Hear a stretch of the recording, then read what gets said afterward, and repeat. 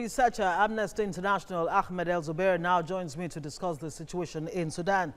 Good to have you on the world now. I wonder what you make of these allegations of a coup attempt by the Transition Military Council.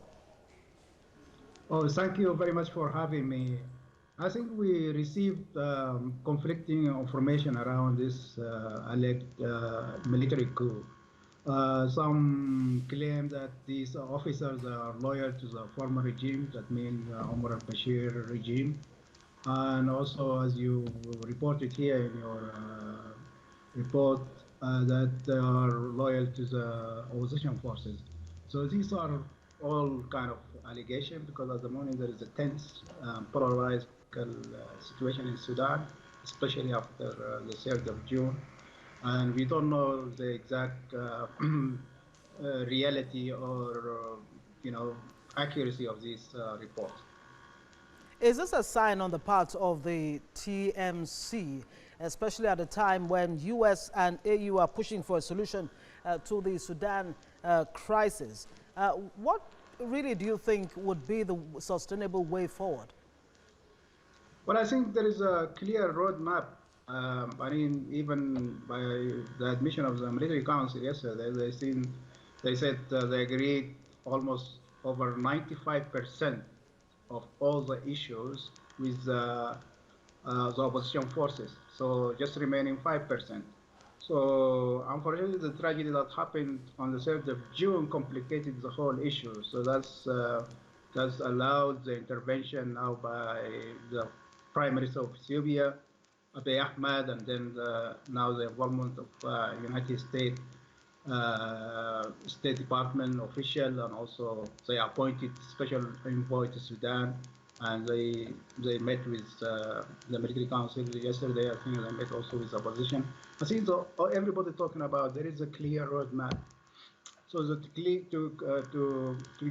close that gap of the 5%, I think possible, but that needs some political will, and also respect for the human rights, and also not to ignore the atrocities that happened on the 3rd of June, because it's quite horrendous and upset many people, and young people lost their life in a brutal way. And those that committed such crimes should be held accountable.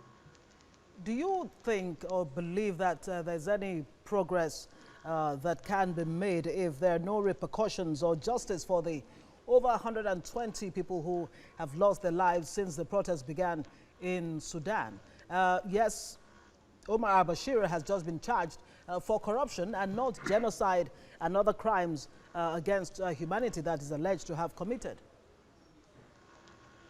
Yeah, I think there is a possibility for justice and accountability, but that's first of all, we have some kind of independent investigation.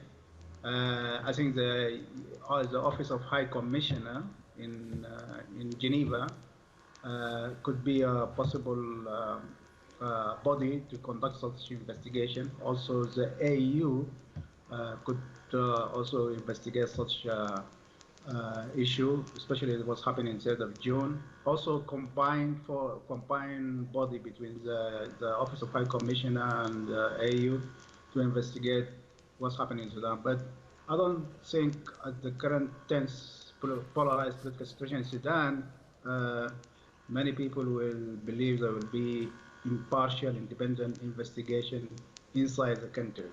But whoever responsible of such crime actually should be held accountable, and I think they know that. All right. Ahmed El-Zubair, thank you so much for joining us. He's a researcher with Amnesty International right there in Kenya. Thanks so much for joining us on the news.